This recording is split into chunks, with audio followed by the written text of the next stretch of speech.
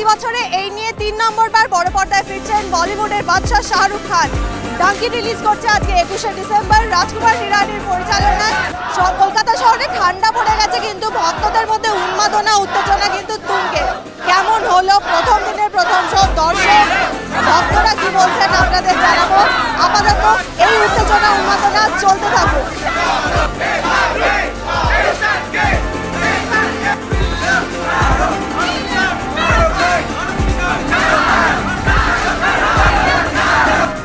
2023 শুরু হয়েছিল পাঠান দিয়ে, মিডে এলো জওয়ান, এবার আসছে ডাঙ্কি।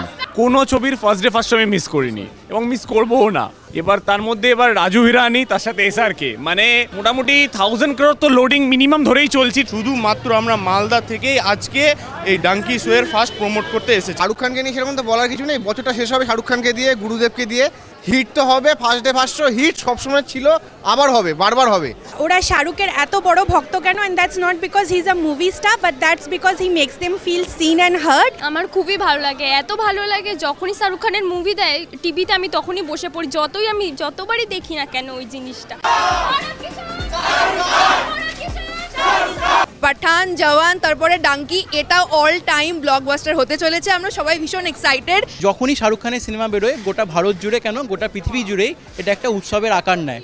আমরা প্রতিবারই এক্সপেক্ট করি, এবার আগের বার আমরা পিএক্সএল বুক করেছিলাম, এবার আমরা সেটা পারিনি, কিন্তু এটাও কোনো রকমে কম যাবে না, এটাও উন্মাদনের চরম শিখরে পৌঁছে যাবে।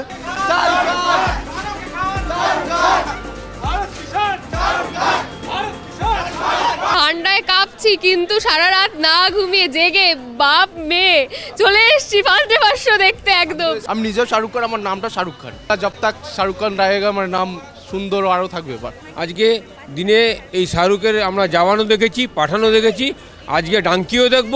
জানি না কি এক্সাইটমেন্ট হবে এই ডাঙ্কি নিয়ে, আমরা মানে ভাষায় প্রকাশ করতে পারছি না যে কি হতে চলেছে। প্রথম দিকে বিয়ের প্রথম দিকে 90s-এ ইংল্যান্ডে থাকতাম, ওখানেও ফার্স্ট ডে দেখতাম, আর ইট ইজ এ রিচুয়াল।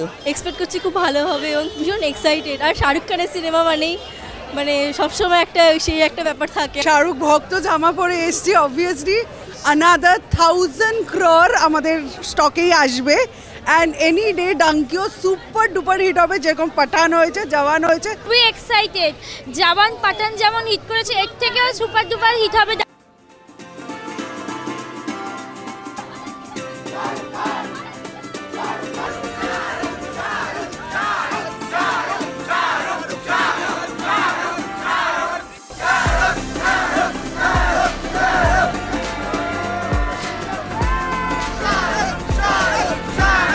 बहुत अच्छा ही मूवी है, मतलब कि बार बार आप देख सकते हैं। ডাঙ্কির অন্যরকম একটা অ্যাটমসফিয়ার, অন্যরকম ব্যাপার স্যাপার, সব রকমই ভালো লেগেছে।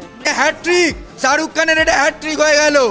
ভীষণ ভালো, কোনো কথা হবে না, একদম অল টাইম ব্লকবাস্টার। আগের দুবার বলেছিলাম না গুরু ফিরে এসছে, এইটা হচ্ছে গুরুকে ফিরে আসা। ইমোশন কিভাবে হ্যান্ডেল করতে হয় সেটা এসআরকে আর রাজু হিরানি থেকে শেখা উচিত। ইমোশনসের মানে রোলার কোস্টার হলো, মানে হাসবো না কাঁদবো। এন্ডিংটা তো আমি সাসপেন্স একদমই ডিসক্লোজ করব না।